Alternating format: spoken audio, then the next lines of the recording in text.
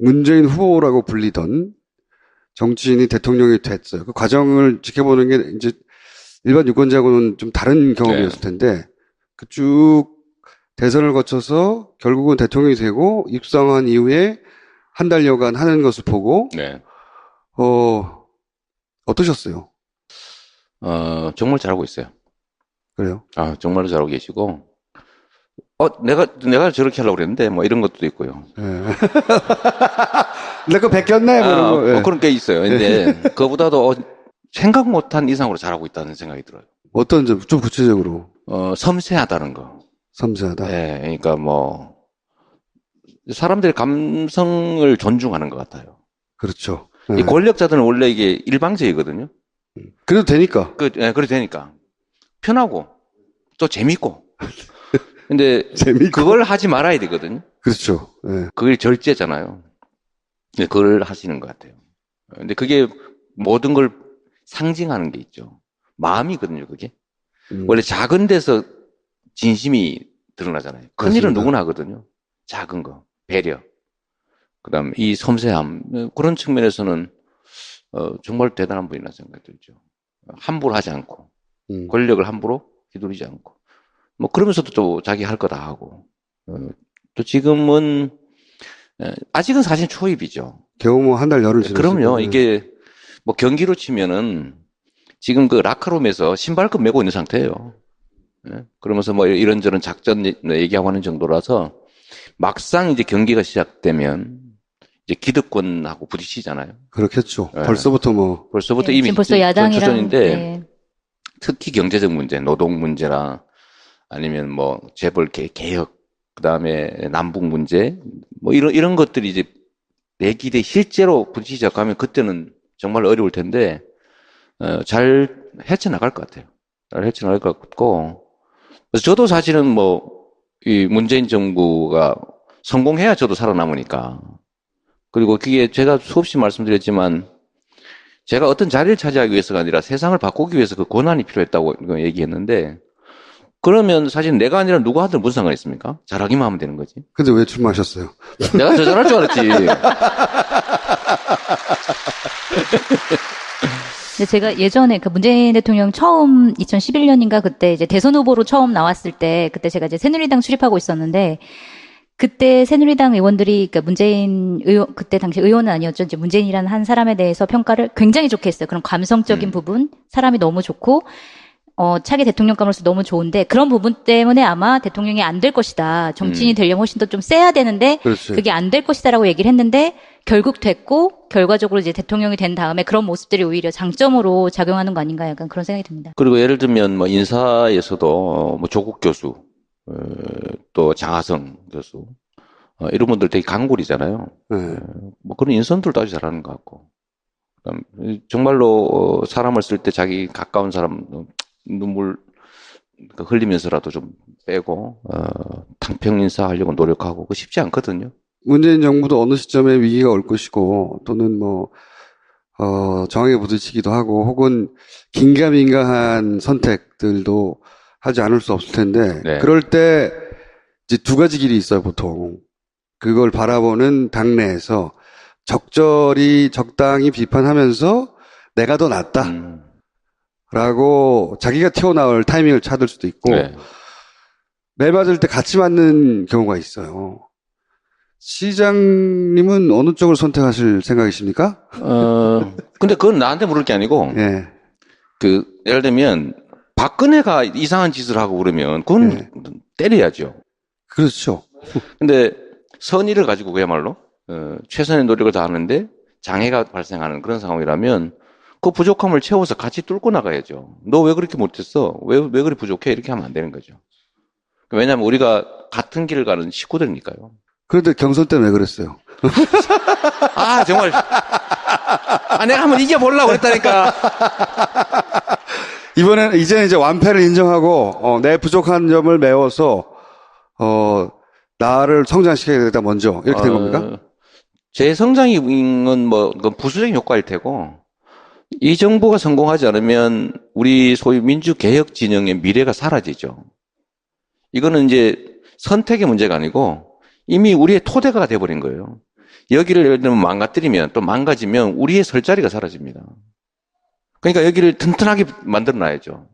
그 싫고 좋고의 문제가 아니라 그건 운명 같은 거라고 생각해요. 내가 살기 위해서? 그럼요.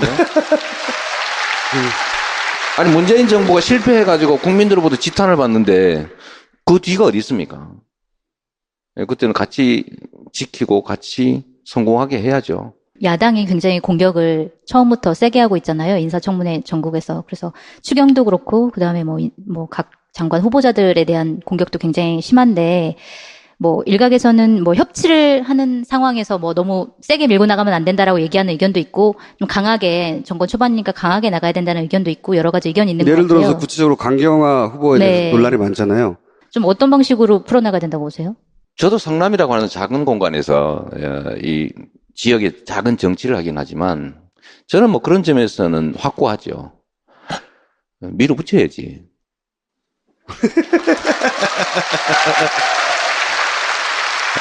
근데 예를 들면 부정부패 사범에 전에 왜 무슨 환경부 장관 하던 박근혜가 지명했던 이상한 사람이 있었잖아요. 이름은 기억이 안 나지만, 네. 그런 거 밀어붙이면 안 되는 거죠. 네. 그런데 지금은 충분히 밀어붙일 만한 인물들이 있다. 그러니까 예를 들면 기본적으로 좋은 의지를 가지고 있는 거고, 능력이나 객관적인 평가에서 결코 부족함이 없고, 근데 이런저런 과거에 흠들이 있다고는 하지만 도덕적으로 완벽하게 흠결 없는 종교 지도자를 뽑는 게 아니거든요. 일할 사람을 뽑는 거죠. 물론 아주 정말로 심각한 문제가 있다면 그거야 해야 되겠죠. 제가 보기엔 지금 상태는 큰 문제가 없어 보이고요. 이럴 때 결국은 실적이 증명합니다. 지금 예를 들면 국민들이 막 이렇게 지지를 많이 한다고 해도 나중에 봤더니 되는 것도 없고 안 되는 것도 없고 우리의 삶은 바뀌지 않았어. 도대체 네가 뭐 했는데 이렇게 되면 심각하거든요. 근데 만약에 지금 이 국면에서 밀어붙였다고 욕을 먹었다. 예를 들면 야당한테서. 근데 일을 진짜 잘해서 좋은 결과를 만들어서 국민들의 삶이 개선됐다. 국가의 미래가 밝아졌다. 이러면 당연히 지지하죠. 결국은 실력과 성과다. 그런 측면에서는 이럴 때는 그냥 얼른 해치워버리는 게 제일 좋다고 생각해요. 문제는 뭐냐면 이제 야당의 행태가 원래 이제 그렇게 하면 안 되지만 그러니까 장관 후보자들을 자꾸 거래를 하려고 하잖아요. 네. 누구를 떨어뜨리면 우리가 이거 해줄게. 이것만 그러니까요. 반드시 떨어뜨려야 돼. 이거 강행하면 우리 이거 안 해줄 거야. 이런 식으로 이제 연계를 하고 있기 때문에 그게 상당히 어려운 부분인 것 같아요. 그래서 이 장관 후보자들 사거리 한꺼번에 해버렸어야 돼요. 순차적으로 하지 말고 순차적으로. 정신없게. 확 거래 못하게. 물론 이제 어려움이 있겠죠. 어려움이 정말 검증도 해야 되고 사람 찾기도 그리 만만치는 않을 테고. 근데 이런 거 가지고 거래하면 안 되거든요. 결국 실적으로 증명하는데 지금 여기서 예를 들어 협조적 태도를 취해서 그들이 원하는 걸 들어주면 그럼 그들이 다음에 협조할 것 같으냐? 저는 아니라고 생각해요. 맞아요. 네. 협조 안 합니다. 네. 계속 달려들. 두 가지 길이 있어요. 야당이 원하지 않는 인선이나 결정을 해서 야당이 계속 반대하게 하는 길과 그리고 야당이 원하는 걸 조금씩 들어줘서 더 신난 야당이 계속 반대하는 길. 두 가지 길밖에 없거든요. 실제로는. 근데 불합리한 행동을 예를 들면 야당이 선택할 때 과거에는 그냥 편의 개념 때문에 상처를 많이 입었어요. 근데 지금은 이 정보 전달도 너무 워낙 빠르고 정확하기 때문에 이 객관적인 결과가 증명하거든요. 괜히 휘둘릴 필요 없다고 생각합니다. 그래서 제가 그런 얘기 하는 거죠. 제대로 된 합리적인 보수라면 불합리한 행동을 하지 않을 거잖아요. 근데 불합리한 행동을 하는, 그 다음에 국가나 국민을 생각해보는 자기들의 집단 이익을 먼저 생각하는 그런 세력들을 우리가 보통 수구, 이렇게 부르지 않습니까? 네. 쓰고 꼴통이요. 꼴통이라. 제가 좀 표현을 좀 줄이기로 했어요, 지금부터. 아니, 말을 좀 곱게 쓰기로 하셨어요? 네, 좀 곱게 쓰기로 했어요. 아, 이것도 이번에 배운 거예요. 그래서 이렇게 하시는 거구나.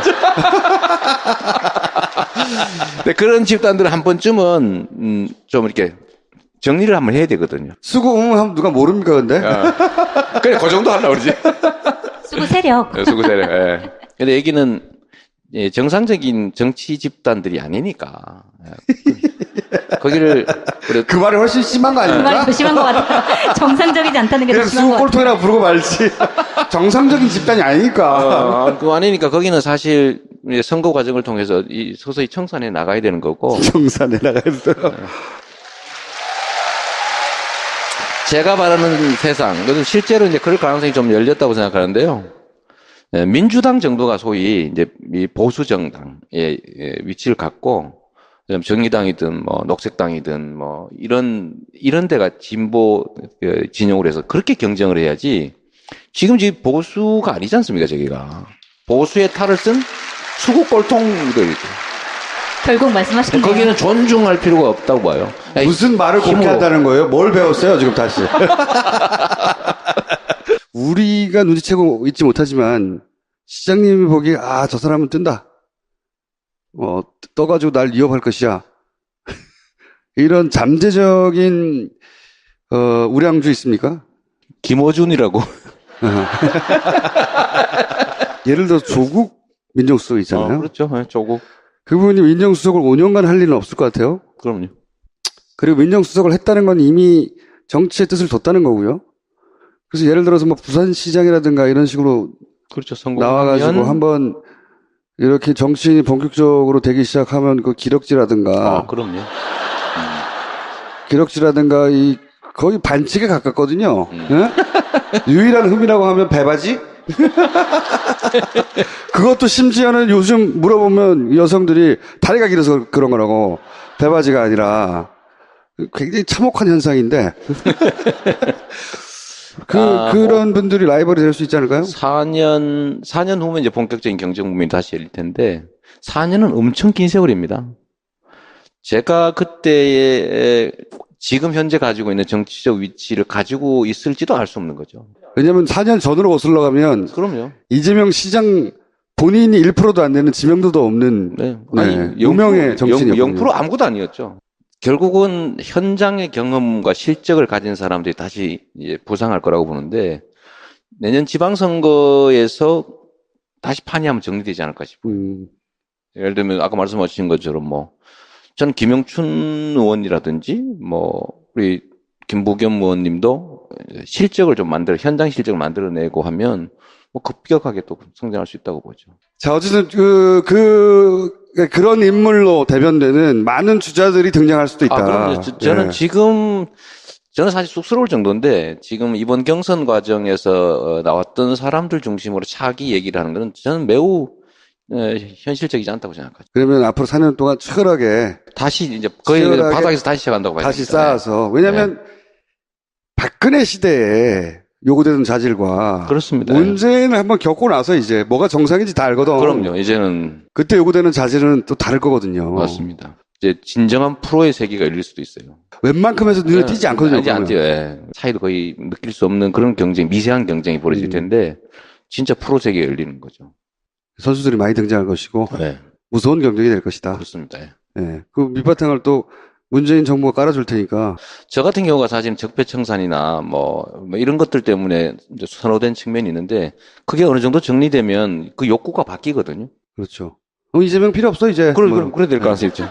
말을 너무 세게. 내 개인 그러니까 제가 개인적으로는 아쉬울 수도 있지만 세상이 그렇게 바뀌어서 저 같은 사람 필요 없어지면 진짜 좋은 거죠. 좋은 건 아닌데. 그래서 제가 이제 용도를 제가 바꿔야죠. 그렇죠. 바로 변신하는 거죠 그때는. 왜냐면 불필요한 일을 계속 내가 추구할 수는 없으니까.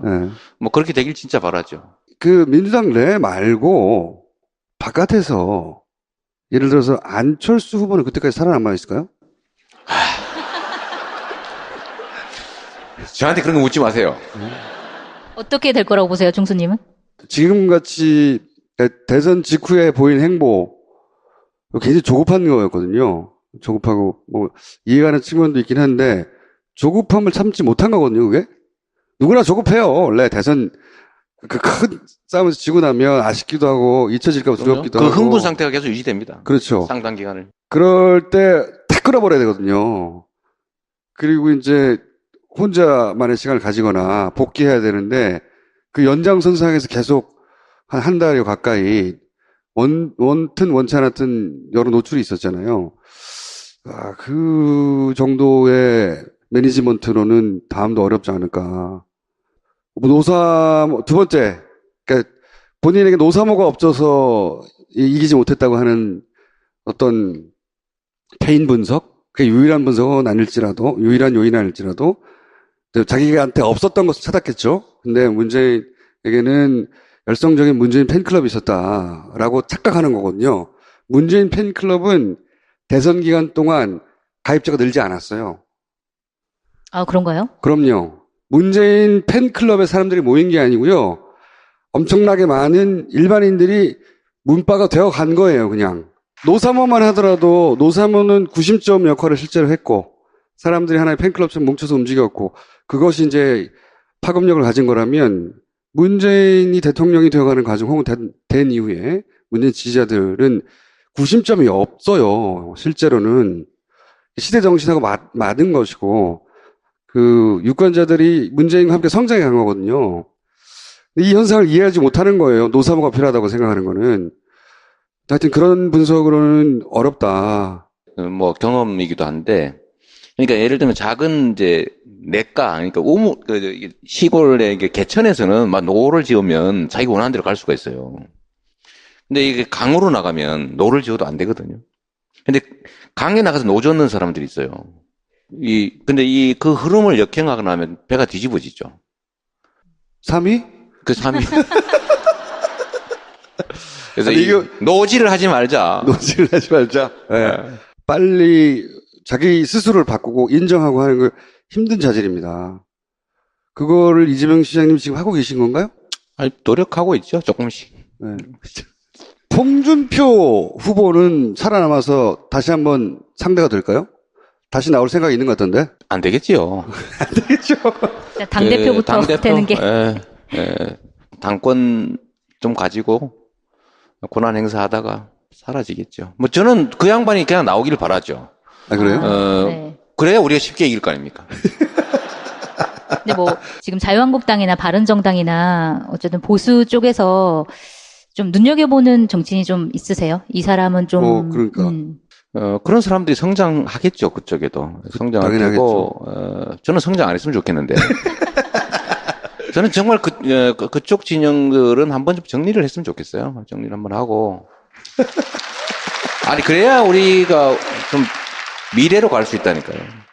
만약에 총선까지 우리가 이길 수 있을 정도로 그때까지 잘 해나가기만 하면, 한쪽이 축이 무너지는 거죠.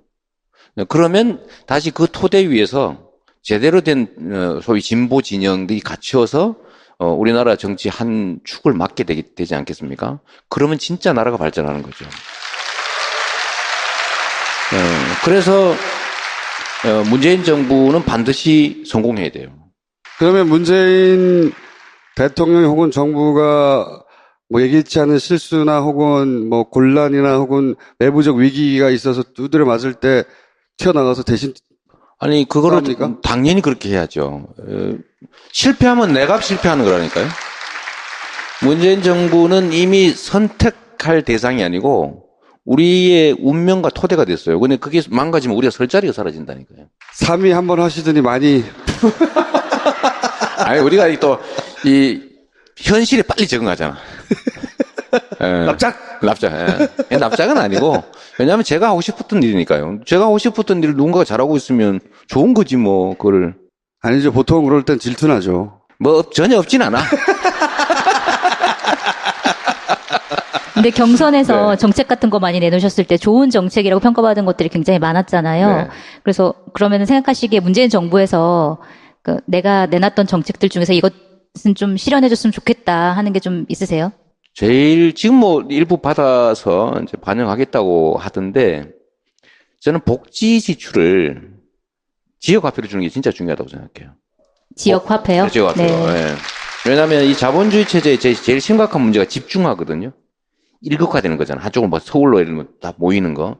근데 지역 화폐로 지출을 하면 그 동네에서 반드시 일순환을 하게 되니까 지역 경제 활성화에 도움이 되죠. 그리고 이제 집중화를 좀 완화시킬 수 있어요. 그래서 어차피 주는 복지 지출인데, 그걸 저는 기본소득이라 이름 붙였지만, 지역 화폐로 지급하는 거. 그 다음 기본소득도 좀 일부 좀 받아들이면 좋겠다. 어차피 하는 건데, 예를 들면 아동수당은 기본소득 형태가 될 수밖에 없거든요. 네. 어차피. 그렇죠. 네, 그렇다고 일종의 기본소득. 그룹, 회장 손자라고 안 줄 수 없잖아. 그죠? 근데 결국은 이제 그런 것들 좀 더 확대해 나가면, 경제도 살고, 뭐 소위 자본주의 사회의 뭐 이렇게 양극화 이 문제도 좀 해결하고. 입각은 안 하십니까 혹시? 제가 그걸 고민을 해봤는데, 장관 뭐 이런 거. 안 한다고 아예 제가 선언을 했습니다. 그래요? 예, 제가 이제 경선 끝나고 우리 문 대표님이 성남에 오셔서, 그때 후보시죠. 예, 뭘 할 거냐, 하고 싶으냐, 이렇게 물어보셔서, 여러 가지 선택지가 있겠지만, 임명직은 안 할 테니까, 혹시라도 부담 갖지 마시라고 내가 그랬죠. 부담 전혀 없었을 텐데. 뭐 없었겠지. 예. 그래도 그래도 말하면 이만큼 임명직을 안 하시는 이유는 뭔가요? 일단은 이제 저는 제 권한으로 뭔가를 성과를 만들어내는데 좀 이렇게 의미를 두는 사람이고요. 그게 재밌거든요, 사실은. 근데 정부의 한 축을 맡으면 내 뜻대로 못하는 게 많습니다. 그렇죠. 정부하고 보조를 맞춰야죠. 그걸 보조를 맞춰야죠. 당연한 거니까. 그래서 그런 측면 하나 하고 두 번째는 청문회 가가지고 너 딱지 뗐지? 너 음주운전했지? 그 논문 표절 뭐 그 있지? 뭐, 예. 청문회. 네. 예. 너 가족끼리 욕했지? 뭐 이런 거. 모르지 뭐 형사상 통과 어렵겠네요. 그래서 내가 안 한다. 대도 안 한다. 예, 2번 이유가 굉장히 크네요. 뭐 그렇다고 봐야지. 그리고 또 하나는 보스 기질이기도 해요. 내가 작더라도 대장해가지고 처음부터까지 다 책임지겠다. 저는 제 의지, 제 소신 이대로 못하면 잠을 못 자는 성질이라. 그러신 것 같아요. 예. 그러니까 얼마나 사밍 했겠어. 아 그건 이미 받아들이기 때문에 괜찮다니까. 시장님 나가면 막 줄줄이 나가는 거 아니야? 여기 텅 빌 것 같은데. 공무원들 퇴근하고 막 도장 찍어줘 그러고 막. 야근 수당. 자, 여러분 공무원 여러분들에게 한마디 해주시고. 네. 아, 진짜 공무원들인가 보다. 아, 여러분 반갑습니다. 멀리서 오신 분도 많죠. 대구에서. 대구. 자, 한번 요거까지만 해보자. 그러면 내가 제일 멀리서 왔을 것이다. 대구 한 분 계시고. 제주. 자유한국당. 제일 멀다. 진짜 제일 멀리서 멀어. 왔네. 진짜 오네요. 자유한국당. 당신이 제일 멀리서 온 거예요. 자, 마지막 인사해 주십시오. 네. 여러분들에게. 자, 여러분 반갑습니다. 열심히 하겠습니다.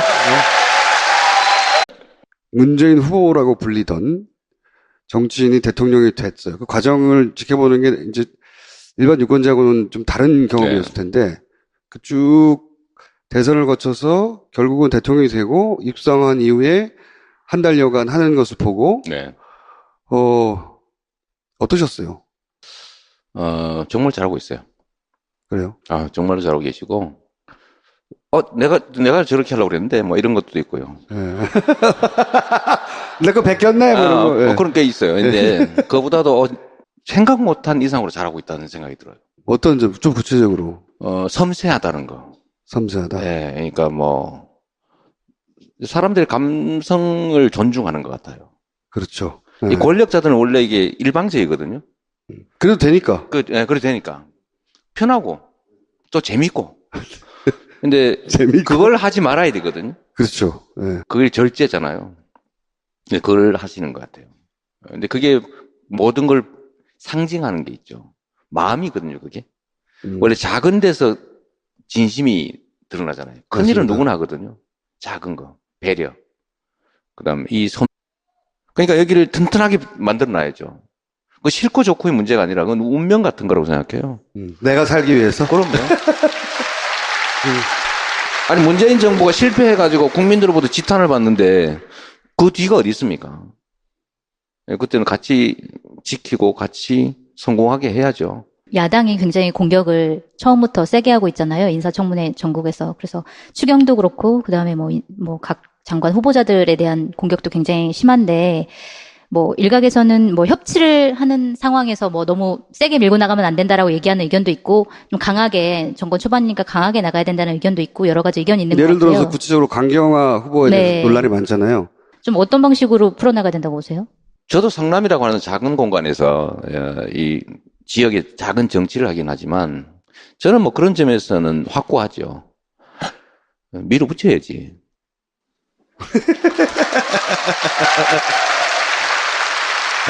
근데 예를 들면 부정부패 사범에 전에 왜 무슨 환경부 장관 하던 저 박근혜가 지명했던 이상한 사람이 있었잖아요. 이름은 기억이 안 나지만, 네. 그런가 밀어붙이면 암세함. 그런 측면에서는 정말 대단한 분이라 생각이 들죠. 함부로 하지 않고 권력을 함부로 휘두르지 않고 뭐 그러면서도 또 자기 할 거 다 하고 또 지금은 아직은 사실 초입이죠. 겨우 뭐 한 달 열흘 지났어요. 그럼요. 이게 뭐 경기로 치면은 지금 그 라카롬에서 신발끈 메고 있는 상태예요.